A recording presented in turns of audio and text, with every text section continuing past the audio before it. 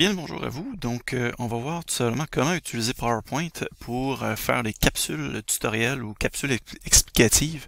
De manière à ce que on puisse se servir de nos PowerPoint, mais en vidéo, afin de pouvoir faire une narration. Alors, on va tout simplement dans PowerPoint. On imagine ici que j'ai évidemment ma présentation visuelle. Donc, on imagine que j'ai plusieurs diapos bourrés de contenu, la vie est belle. Évidemment, je vous suggère fortement d'en faire plusieurs plus courtes, plutôt qu'une seule plus longue. Plus c'est long, moins on a de chance que l'étudiant ou l'étudiante se rende jusqu'à la fin. Ça, c'est assez statistiquement démontré. Euh, Comme quoi, les jeunes vont rarement plus loin que les 4-5 minutes d'enregistrement vidéo. Alors, mieux vaut une capsule courte, efficace. Donc, si on veut voir un chapitre 1, mieux vaut voir chapitre 1.1 ou 1.1.1 en une vidéo et faire une vidéo distincte du 1.1.2 et une autre du 1.1.3. Vous comprenez le principe.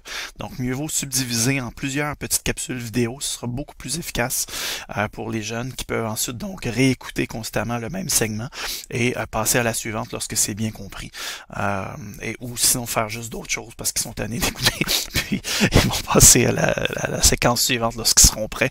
Donc, on souhaite finalement qu'ils écoutent lorsqu'ils sont prêts à écouter et lorsqu'ils sont confortables à écouter et non pas passer 10 minutes devant une seule unique capsule. Donc, je vous explique au niveau technique. Donc, vous allez voir, c'est très simple. C'est juste qu'on l'utilise assez rarement. Donc, on vient tout simplement dans Diaporama.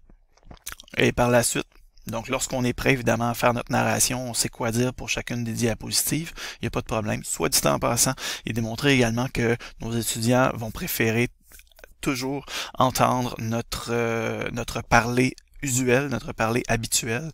Donc, ne vous forcez pas pour avoir un beau français international dans vos capsules.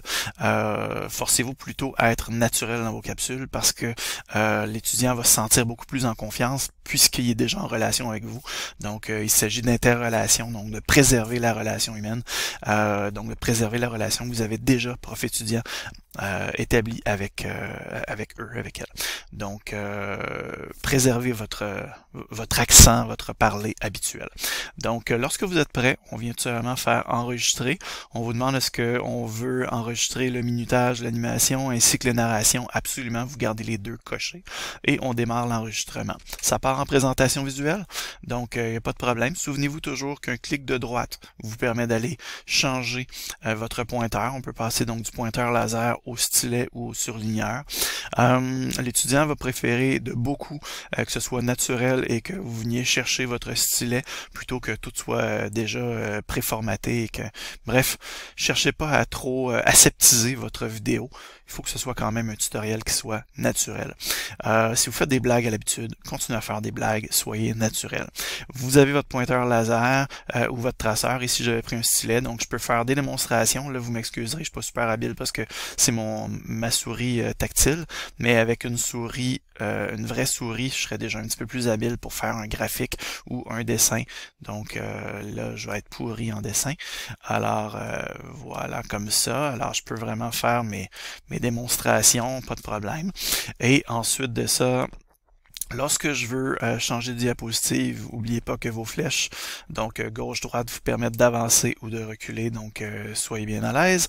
À tout moment, vous avez un pause juste dans le haut ici, donc on peut suspendre l'enregistrement et le reprendre quand on est prêt. Si vous voulez éternuer, mais que votre segment vidéo était vraiment trop bon, ben faites pause, éternuez, mouchez-vous et continuez par la suite, donc reprendre l'enregistrement, on repart là où on était rendu. Et lorsque vous avez terminé, vous avez, je vais juste monter un peu ma saisie de vidéo, vous avez donc, voilà, vous avez un petit X juste ici pour fermer. Alors, on ferme tout simplement, ce qui ferme l'enregistrement de narration.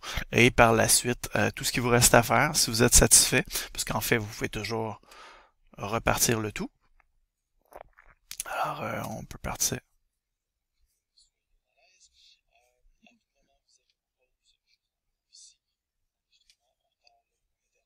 Excusez-moi, j'ai fait pause pour ma saisie vidéo au lieu de sortir. Donc, alors voilà, Donc, ça complète. Tout ce qu'il vous reste à faire maintenant, c'est d'exporter. Comprenez bien que ici, on ne parle pas d'enregistrer, mais bien d'exporter. Parce que vous pouvez juste enregistrer un PowerPoint comme étant un PowerPoint et vos narrations vont rester, mais vous ne pourrez pas le partager comme vous le voulez. Alors que si vous faites exporter, vous allez pouvoir en créer une vidéo. Ce qui fait qu'on vient créer une vidéo. Très important. Par la suite, vous pouvez venir faire une qualité présentation supérieure.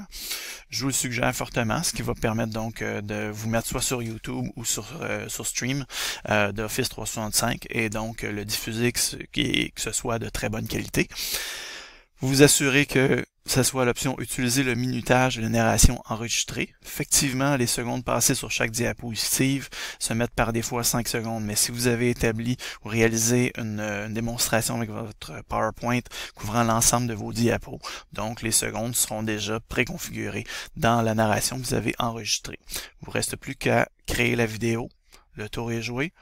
Choisissez toujours MP4, une vidéo universelle pour être certain que ça soit ouvert sur des Android, des Apple, des iPhone et compagnie, des Mac comme des PC Windows ou Linux. Toujours important que ce soit en MP4 pour que ce soit vraiment universel. Vous l'intitulez, vous le placez dans le dossier désiré. La vie est belle et vous venez juste d'enregistrer votre première capsule de démonstration vidéo, donc audio-vidéo, PowerPoint. Donc voilà. N'hésitez pas si vous avez des questions.